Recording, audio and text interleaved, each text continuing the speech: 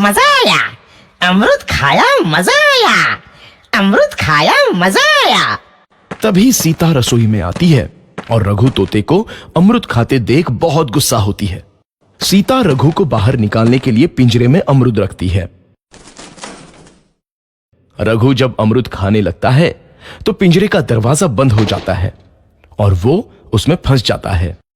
मुझे बाहर निकालो, मैं यहाँ फंस गया हूँ, मुझे बचाओ। अगले दिन सीता पिंजरा उठाकर बाहर दूर उस रघु को छोड़ देती है। रघु के जाते ही उनके घर आई बरकत धीरे धीरे कम हो जाती है। उन्हें बहुत घाटा होता है। सीता कहती है, ये क्या हो रहा है? अचानक इतना कैसे बदल गया? अभी तक तो सब कुछ अच्छा चल रहा था। रामू कहता है, लगता है भगवान हम पर रूठ गए हैं। चिंटू भी कहता है, लगता है अब मुझे खिलौने भी नहीं मिलेंगे। और वो रोने लगता है और बाहर चला जाता है। कुछ दिन बाद रघु तोता फिर से उस घर में आता है। वापस आया, मैं वापस आया, अब मैं जमकर अमरूद खाऊंगा। रघु सीधा रसोई घर में चला जाता है और अमरूद खाने लगता है। कुछ देर बाद सीता रसोई में आती है और रघु को देख कहती है, एक तो घर में पहले से इतनी दिक्कत चल रही है और ऊपर से ये तोता मुझे और परेशान कर रहा है।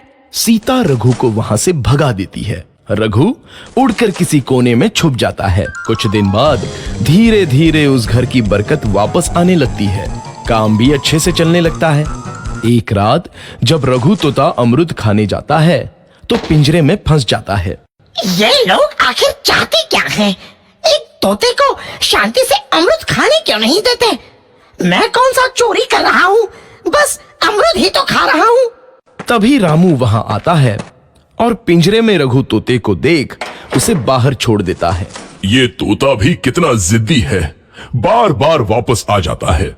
जैसे ही रामू रघु को छोड़ देता है, अगले दिन से फिर से उनके घर की बरकत जाने लगती है। काम में घाटा होता है। किसी को समझ नहीं आ रहा था कि ऐसा क्यों हो रहा है। रघु तोता घर आता है तो अचानक बरकत आती है और जब रघु तोता को बाहर निकालते हैं तो बरकत चली जाती है। एक दिन सीता रघु तोते के घर आने और बाहर जाने की स्थिति पर नजर रखती है।